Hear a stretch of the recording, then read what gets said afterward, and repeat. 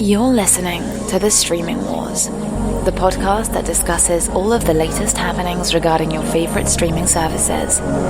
Find out which service is winning the war this time around. Hello everyone, welcome to the latest episode of The Streaming Wars. I'm Dustin, Tony is with me, and we are here to bring you the latest news for all the streaming services from January 28th through February 3rd. We have some news topics, we have a couple of discussion points to discuss, so let's jump into the news. So, as we've talked about, we talked a little bit about this on the last episode, Q4 results are coming out for a lot of different companies. Last week, Apple actually released their Q4 results, and specifically related to the streaming services, they specifically stated that Apple TV Plus did not impact revenue for Q4, despite launching in Q4. Now, this isn't super surprising because while there are some analysts out there who are stating that Apple TV Plus could have actually 33 million subscribers, a vast majority of those subscribers are the free ones that Apple gave out to the people who purchased new Apple products prior to the launch of the service. So it's not surprising that they're not really talking about the Apple TV Plus subscribers, and it's barely even getting any sort of mention because there's not a lot to talk about. They're not generating any money from that at this point. If anything, they're losing money because they're spending so much money on the content, and right now they're just giving away subscriptions to get people interested in the service itself. I get the point that this was news, but at the same time, it's still so new that the service is so new that you can't even trust the numbers. Like even in the article, they said it's just like, yeah, we know we got these subscribers, but a lot of them are due to Apple bundling with, if you get one of their devices, you get, Apple TV Plus for free. And so you can't really even trust these numbers right now. But it's essentially, I liked how Deadline kind of summed up the article. It's just like, yeah, Apple TV's got subscribers and they're spending money on content. So that's kind of what's going on. So let's just see what happens in Apple's Q1 results to see, okay, how is Apple TV Plus really working out. And then jumping over to Amazon, they also announced their Q4 results for 2019, and the big highlight related to the streaming services is that Amazon Prime membership has gone up to 150 million subscribers. Now, that's a huge amount of subscribers. Now, obviously, there's a lot of other aspects that goes into a Prime membership outside of just Prime Video. We focus here primarily on Prime Video because that's obviously the streaming service, but the Prime membership includes, 2-day shipping or 1-day shipping in some areas, a variety of other perks that I'm not going to go into. But the idea is, as we talked about, I can't remember if it was last week or 2 weeks ago, but one of the execs at the Amazon studios specifically said, listen, we're not in the business of competing like Netflix or Disney. We're here to basically ensure that subscribers to Prime have something to enhance their membership to keep them from unsubscribing. We're here to ensure that the churn rate stays down for Prime memberships, which is something that that's something very similar to what AT&T has said that they're looking to do with HBO Max for their wireless subscribers. Keep the churn rate down, keep people subscribed by offering them something additionally outside of just the normal service that you're paying for.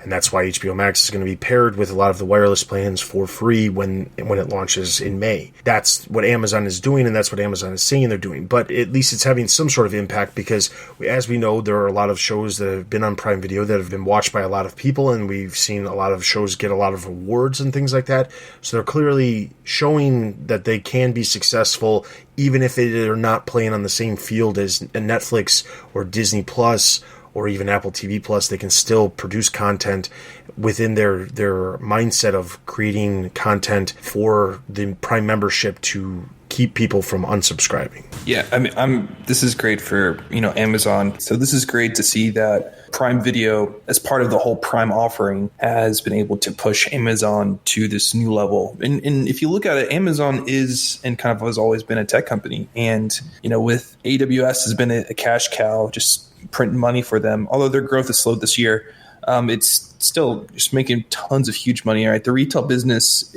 I mean, yeah, it makes money in terms of like the scope of things, but it's not driving their business as much as AWS and the Prime offering. And so it's great to see that this side of Amazon is still going.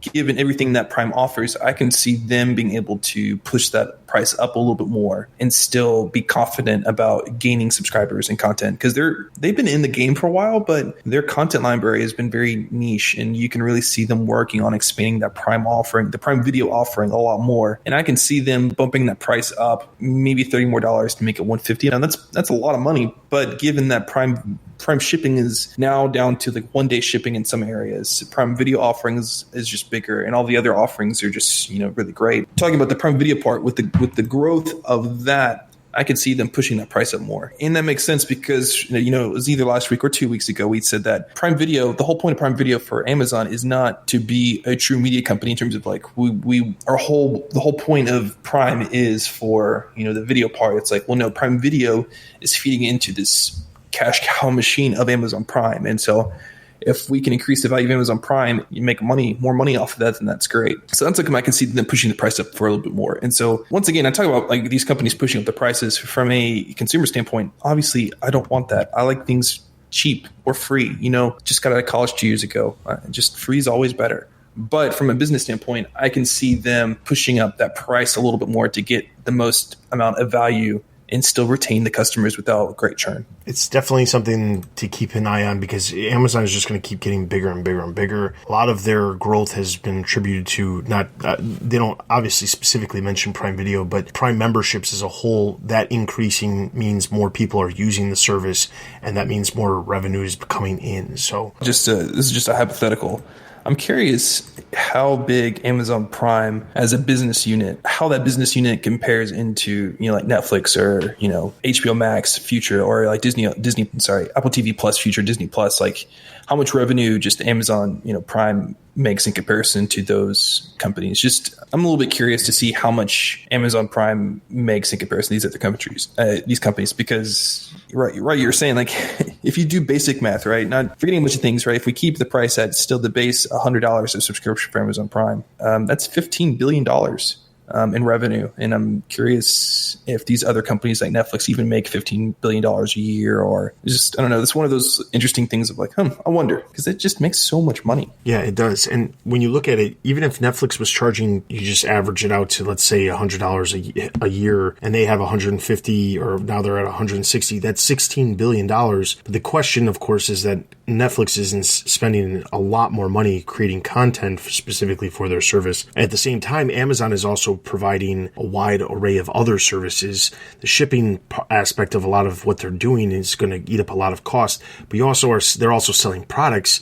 And if you have a Prime membership, you're probably more inclined to go onto Amazon and actually purchase products through Amazon because of the free shipping, compared to some other sites that you might not be getting free shipping from, or some other sites that you don't get it as fast. So it's definitely one of those things where they're making money obviously from that membership alone, but Netflix, there's no ability for them to make any more money outside of the membership cost month to month. So I don't know that they could even come close to making the same amount of money off of memberships by themselves, because even if they were just making money on the memberships, Netflix is bringing in so much more money because of those memberships outside of just the membership fee. Yeah, definitely. And that kind of goes into a discussion later down in this podcast that we'll discuss in a little preview to something else about Netflix that we can talk about in a little bit, but we'll get there when we get there. So, all right, next up, it was been announced that the Hulu CEO, Randy Freer, has exited Hulu, and this is specifically because Hulu is being rolled into the Disney direct-to-consumer and international units. Specifically, this is the unit that deals with their other digital products, specifically Disney Plus and ESPN Plus. So Hulu is being integrated into that unit over the larger umbrella that is Disney. And currently there are no CEOs over at Disney Plus or ESPN Plus, so there's no reason to continue to have a CEO over Hulu, with Disney being the main majority owner of the service. So his announcement that he was leaving was about this was just tacked on. This is being rolled over into this other one. Not surprising. Well, I didn't know. I mean, this is once again my understanding, which was obviously wrong. But my understanding, I just thought that Hulu would be like a sub business. I did not know that this rolling into the DTC unit was happening. I guess, I guess for me, the news part is just like Hulu's being brought under the DTC unit, and not just is letting go. And so I did not know that this rollover was happening. I didn't even know if there was any press on this at all. There's still a lot of integration going on within Disney, even with the Fox stuff and things like that. There's a lot of things that are changing. I would not be surprised if there's some other CEOs or higher up executives that are basically not pushed out, but they don't have anywhere to go, so they'll leave because things are just being more condensed, because it just will work better that way. So I project more things like this to happen. I'm specifically looking over at FX and thinking that's very likely that something over at FX, the president over at FX, that could end up changing as well. So I was going to say, hopefully this brings in some just cohesion in between Hulu and Disney Plus and ESPN Plus and their overall digital offerings, and bring a little bit more cohesion into that, because I want more cohesion in between those two businesses. I mean, I've been watching a lot more Hulu recently, and there is still a disconnect in between just it being part of Disney and the content that it offers. And so it's going to be interesting to see what changes are going to be made because of this and the future of Hulu and everything, and how it's going to fit into Disney's portfolio, because it is no longer going to operate as a true business by itself. It is going to operate as a subunit of Disney,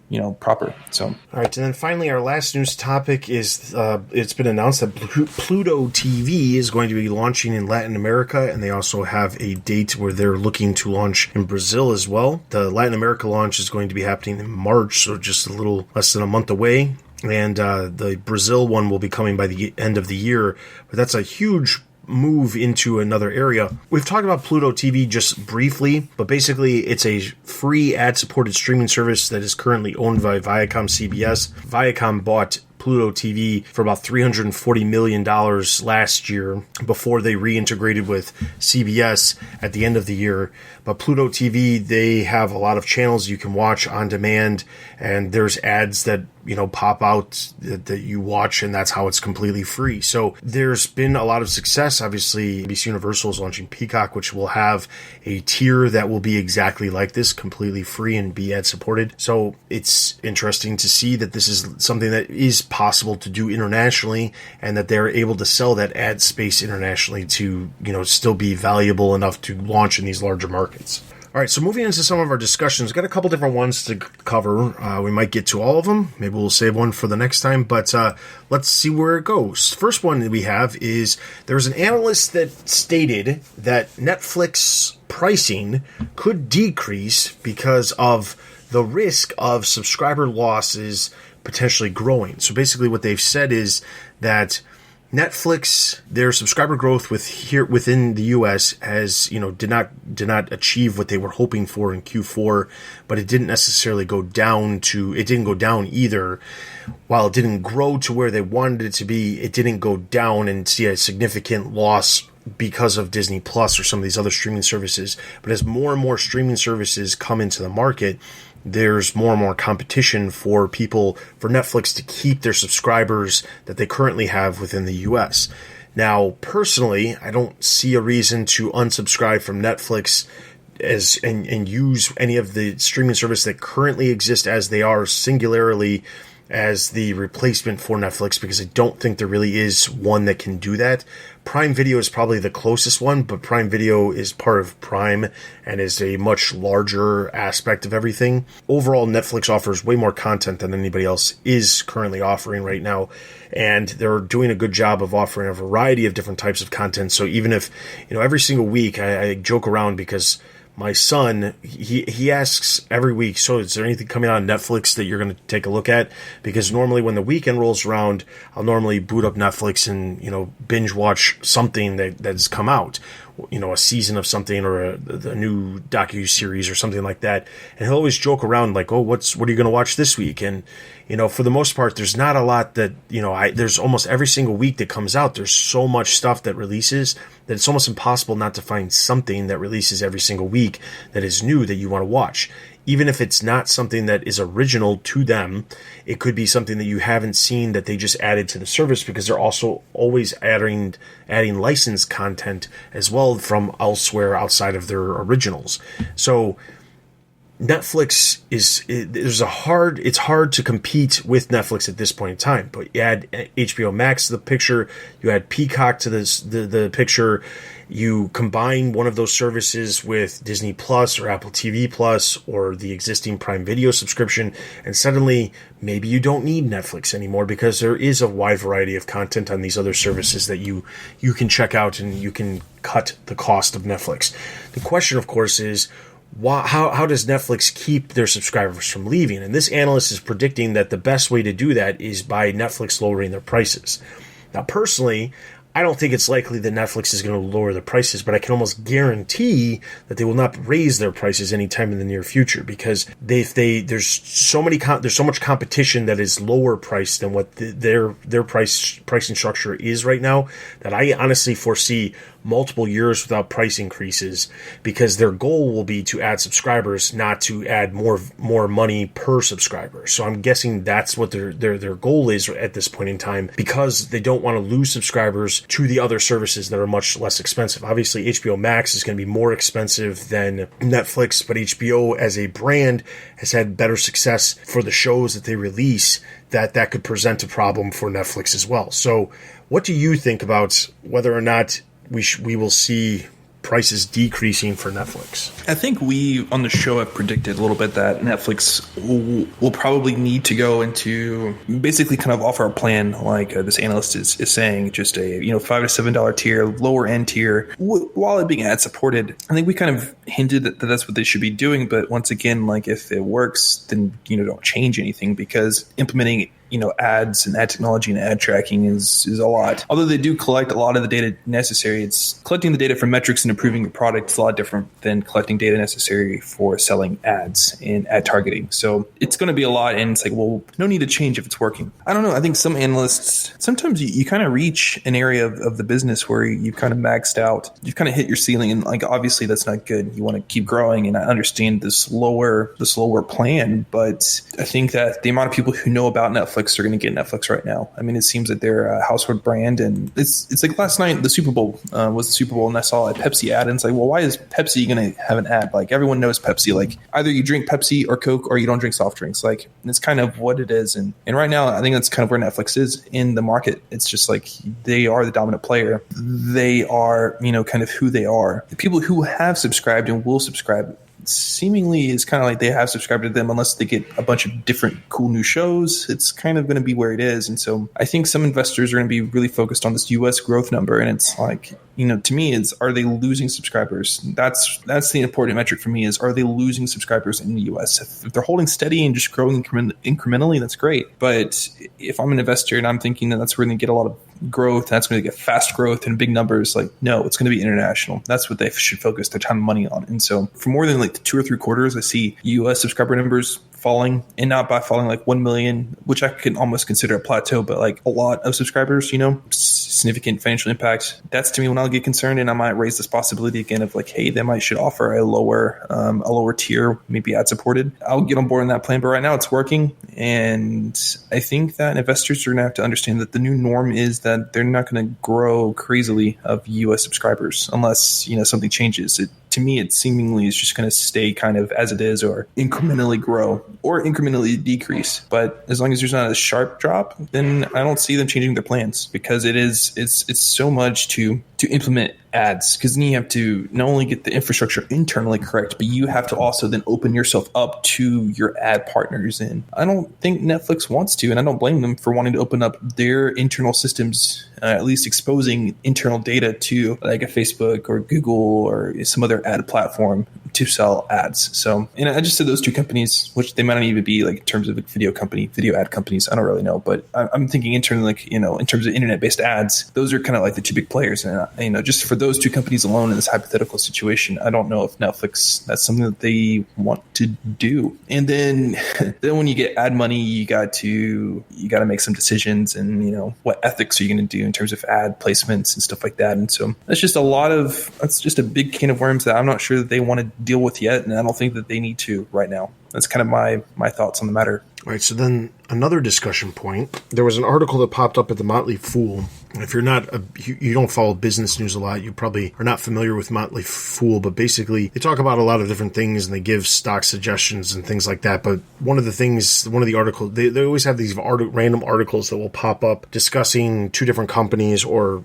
hypothesizing how one company could become better. And one of the things that popped up over the past week was Disney Plus and Apple TV Plus prove that in streaming, IP is king. And the gist of the article is talking about how while Apple TV Plus has potentially nailed down a lot more subscribers than potentially Disney Plus at this point in time, the IP that Disney has is really the driving force of the growth for that service, unlike Apple's, who is the free offering for people who are buying their products right now. So the question, of course, is IP king? And I can honestly say that if you're comparing an IP-driven company like Disney to a company like Apple, which is trying to make original content, there's not necessarily an IP connected to the product that they're creating. I would say that IP is in fact king, because I think long term it's not really a question that Disney Plus will succeed much greater than Apple TV Plus.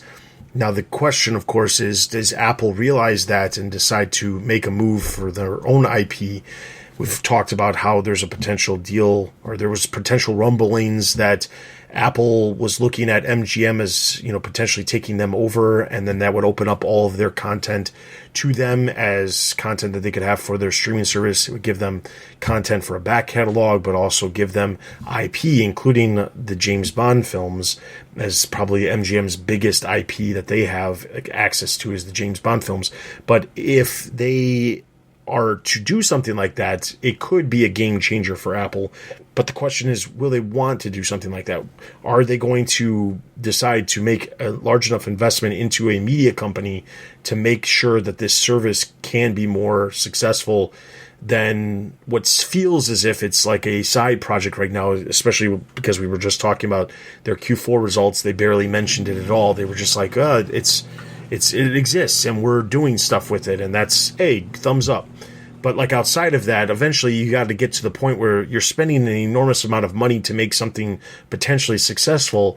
And if you aren't seeing a return on it, how long can you really do it? Apple has the money where they can do it for a long period of time, but the question is, will any investors question whether or not this was a good undertaking in the very least? Because now I'll be honest, we obviously started this show well after the Apple TV Plus announcement, but one of the things you constantly hear about when we've talked about like HBO Max, even when I've gone back and gone through the Disney Plus announcement, the investor thing for that, and the Peacock, they're always talking about how much money they can bring in for the service, how that money translates to other products that they're already offering and things like that. And I don't know what Apple did because we weren't doing the show at the time, but I have to wonder if Apple even referenced the idea of making money off of the service, or if they had subscriber goals that they were trying to achieve. I'm sure internally there probably is, but I don't know if publicly they have any real goals for the service other than to create a service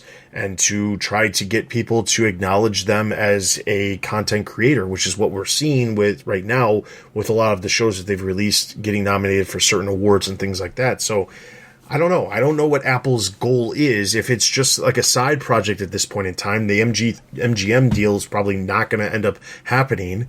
But that could also be potentially the thing they could potentially miss out on, because once MGM's gone, there's not a lot of other companies out there that are even ripe for the taking as far as potential possibilities. I mean, you've got Sony, but Sony's a huge company, and then you've got Paramount, but everybody else is already owned by some other service. But my thing with MGM is like, yeah, you have that back catalog and the IP, but to me, I see maybe for an Apple acquisition is just the infrastructure of MGM Studios, of like how big that studio company is and how just the resources that they have, the manpower that they can create, big budget films to TV shows. So, but do you think that IP is going to make a difference? I mean, like I do, and I assume you do, but I mean, do you think that IP is very important to the success of these services? Yeah, I think, I definitely agree that IP is, but for me, the value in the MGM acquisition is more than just, I think some people focused on that. It's kind of the same thing like for Marvel to buy, Fox two by Fox and then potentially two by Sony, right? That's a rumor as well. It's just because of Spider-Man. It's like, well, there's more than just to buy for a character or for a property. I think IP is important, but I think MGM, what value it brings is a movie studio that can help produce original content for the future. Yeah, you get the back catalog, but for me, that's what I see the MGM acquisition is for Apple specifically. Now, maybe for a bigger player who has the infrastructure, that's kind of my view on the MGM matter. But IP is definitely king, and I think that's what makes all of Disney acquisitions in terms of Lucasfilm and Marvel so interesting in terms, because it's just they have all this IP that they can build upon in this universe that they can build upon for the future, and then Disney's own IP of stuff. I agree about the IP part. Just for the MGM deal, I think focusing just on like the IP is a little bit limited, and that's how I personally view it. But I completely agree that the IP is important, and I think we're seeing that right now with Disney Plus and some of its issues right now is just because, yeah, they have a lot of back catalog, but there isn't a lot of new content currently right now releasing. And besides Clone Wars, which is coming up soon, and I'm so pumped about that. But there have been multiple articles kind of just essentially talking what we've been talking about how like Disney is kind of stuck right now because they don't have any new IP that's coming out, and IP is king. And you do need that. And so like I agree with the article and I agree with you, but I kind of disagree a little bit on the MGM part, because it's, to me, there's more going on than just like the back catalog for MGM in my opinion. But that's kind of my view on it. Yeah, I think the only catch with the MGM thing that I'm concerned about is that since 2017, MGM hasn't actually produced any films solely themselves. Every film that comes out that has the MGM logo on it is co-produced or co-distributed with another major studio, either Warner Brothers or Paramount or Sony. And that's not to say you can't do something like that and it's not possible, but it's one of those things where MGM has had its fair share of issues, and and they are still producing stuff for television, though. That is something that they are doing themselves right now. And they recently just were able to purchase Epix, which is a premium channel that has a wide variety of shows. Not as big as, HBO or Showtime, but definitely somewhere in the line of like Stars. So there's a possibility there. But yeah, IP is definitely something that's going to have an effect on these companies going forward. Disney set themselves up in a really unique way by landing a lot of these IP-driven companies like Marvel and Lucasfilm and Pixar, back when they had the ability to, before, the streaming service was even a part of it. So there's definitely something to be said about the path that how you get to Disney Plus, and a lot of that IP, those IP company acquisitions were very important to Disney for the potential success of Disney Plus. All right, our last discussion is going to be about HBO Max. Warner Media's parent company AT&T released their Q4 results, and as part of their Q4 results, they announced that they lost about $1 billion within Warner Media, but a lot of that was due to the fact that they had foregone licensing contracts for a lot of the content that they'll be having exclusively on HBO Max come, when HBO Max launches in May. So the thing is, a lot of people are starting, a lot of investors are sitting there saying, well, was this really smart to do this? That's a huge loss. What are we going to do in the meantime?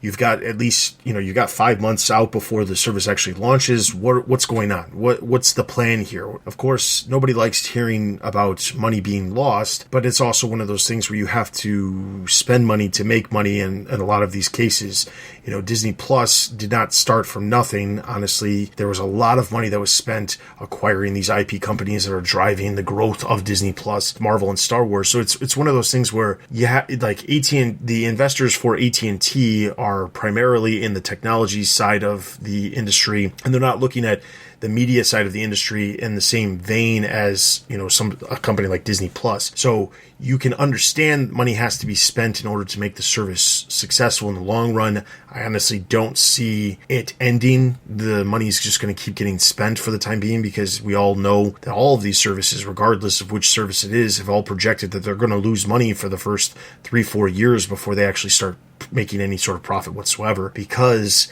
it takes time to build a subscriber base. It takes time to build content libraries that are larger than just your back catalog. That takes time. Disney Plus is experiencing problems right now where there's not a lot of original shows that a lot of people are going to be, flocking to the service. But in the meantime, they've got, their back catalog that they can rely on. HBO Max seems to be taking a different route. Obviously, we don't know exactly the release schedule of all of these things, but HBO Max seems to be taking a different route because they've announced a lot more projects that are in the works way in advance of the service actually launching. So you would assume that there's going to be a bunch of projects that will be coming out on a regular basis once the service actually launches in May, even if it is on a weekly schedule, just like Disney Plus. But the takeaway, of course, was that HBO has always been a very successful brand, has always made a lot of money. You tack on the Max name and suddenly HBO somehow is not making as much money as it's known to normally be making.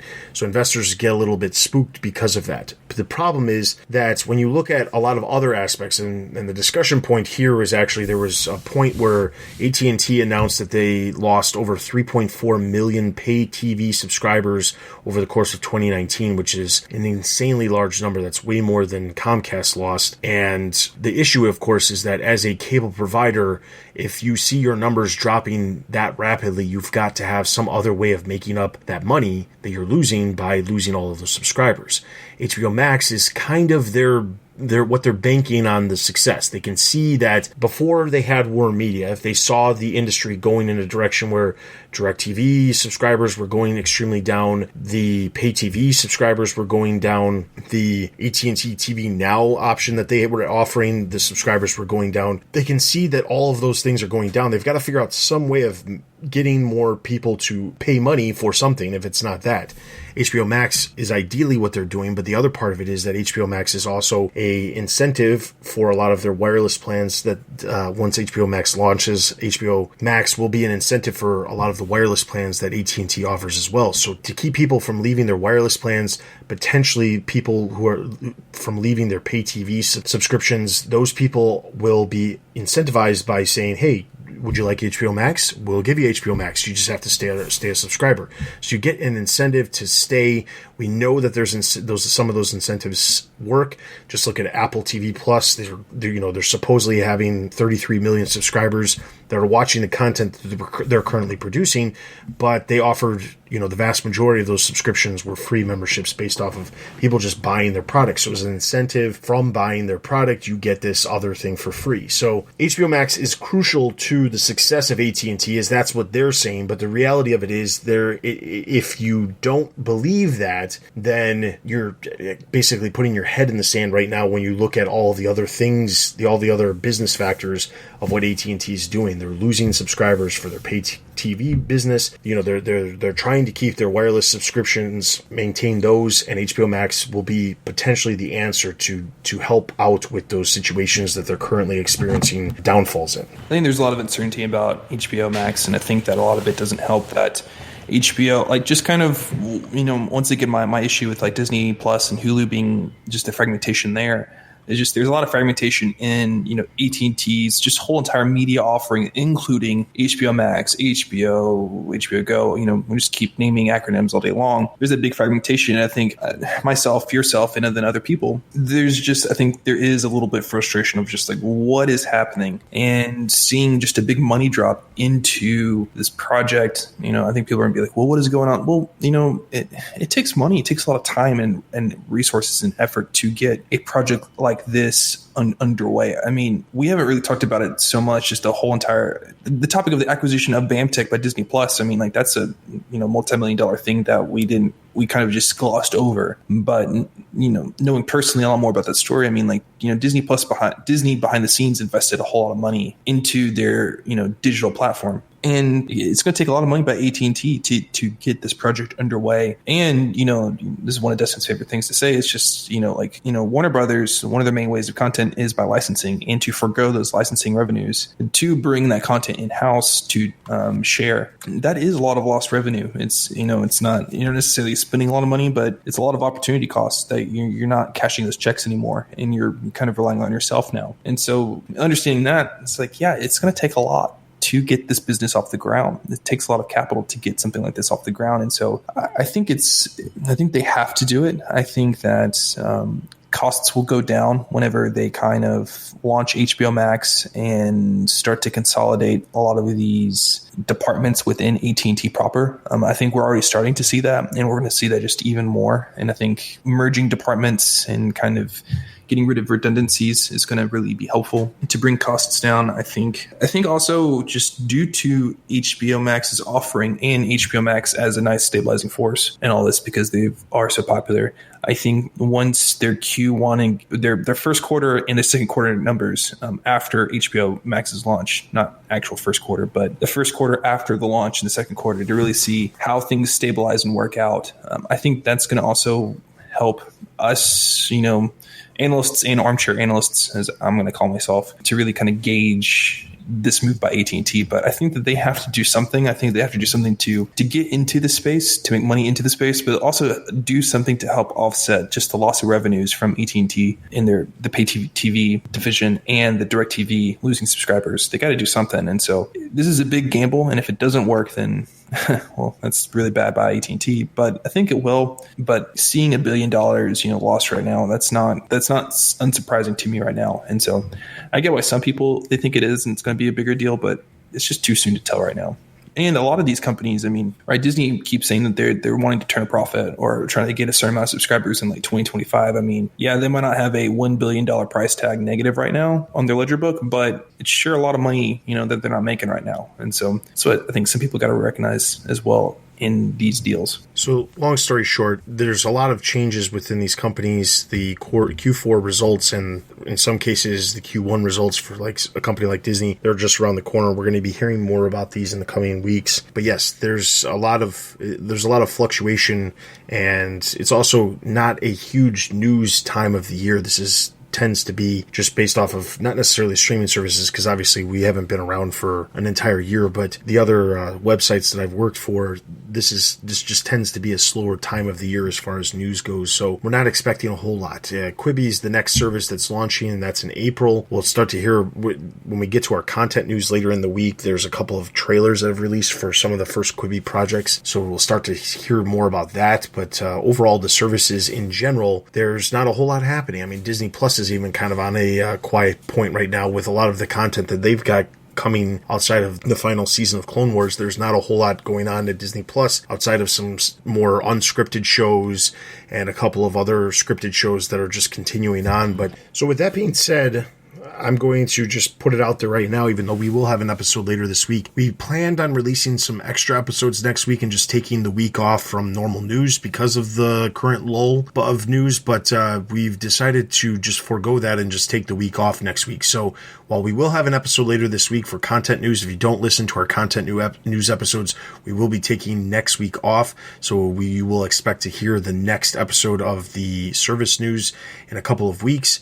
That's not to say we'll be doing this a lot, but we're just looking at possibilities of changing up the format of things, because there isn't a ton to talk about right now at this immediate time. There's going to be a lot more as we progress throughout the year with Quibi and HBO Max and Peacock launching, and then more content coming from these services as time progresses. So there will be more to talk about, but just right now there's not. So we're going to take next week off, and just, we'll still be posting stuff on our Twitter and our Discord. So if you join the Discord or you follow us on Twitter, you'll still be seeing all of the latest news articles that we'll eventually talk about, or some that we won't talk about as usual. But be sure to follow us on Twitter or join our Discord to check out those articles as they are released. In addition to that, you can follow us on Instagram to get updates for all the latest episodes of the podcast. You can send us an email at thestreamingwars@gmail.com with any topics you'd like us to talk about on future episodes. In addition to that, you can hear this podcast on all podcast networks, as well as YouTube and over on Pandora. And it's always greatly appreciated if you could give us a review wherever you are listening to this podcast, because that does help out the podcast. Outside of that, for Tony and myself, this has been The Streaming Wars, and we'll see you guys next time. Thanks for listening to The Streaming Wars. Check us out on Twitter and Instagram. Also consider supporting us on Patreon. Links can be found at thestreamingwars.io.